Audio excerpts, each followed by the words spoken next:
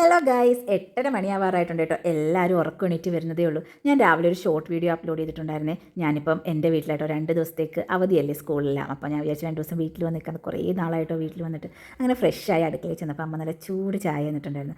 അതെല്ലാം കുടിച്ച് അമ്മയെ ഒന്ന് ഹെൽപ്പ് ചെയ്യാമെന്ന് വിചാരിച്ചിട്ടോ ചെന്നപ്പോഴത്തേക്ക് ബീഫ് വാങ്ങിച്ചിട്ടുണ്ടായിരുന്നു. അങ്ങനെ ഞാൻ സവാളയൊക്കെ അരിഞ്ഞു കൊടുത്ത് കോവയ്ക്കൊക്കെ അരിഞ്ഞൊക്കെ കൊടുത്തിട്ടുണ്ടായിരുന്നു. പിന്നെ അടുക്കളയിൽ നിന്ന് കുറേ വിശേഷങ്ങളൊക്കെ പറഞ്ഞു. കാരണം കുറേ നാളായിട്ടോ ഞാൻ വീട്ടിലോട്ട് വന്നിട്ടൊന്നും എനിക്കൊന്ന് 2 മാസത്തിന് മുകളിലായി ഞാൻ വീട്ടിൽ വന്നിട്ട്. അങ്ങനെ വിശേഷങ്ങളൊക്കെ പറഞ്ഞിരുന്നു. പിന്നെ അമ്മ ബീഫൊക്കെ കട്ട് ചെയ്ത് വെച്ചിട്ടുണ്ടായിരുന്നു കേട്ടോ. മോളാണെങ്കിൽ ഒരു വിധത്തിൽ കേൾക്കത്തില്ല, എപ്പോഴും കൂടെ ഇരിക്കണം. ഞങ്ങളുടെ അവിടെ എല്ലാം അടുപ്പിലായിട്ടോ വേവിക്കുന്നത്. ചായയും എന്തെങ്കിലും തോരൻ ഐറ്റംസ് എന്തെങ്കിലും മാത്രമേ ഗ്യാസിലുള്ളൂ, ബാക്കി എല്ലാം അടുപ്പിൽ തന്നെ വേവിക്കുന്നത്.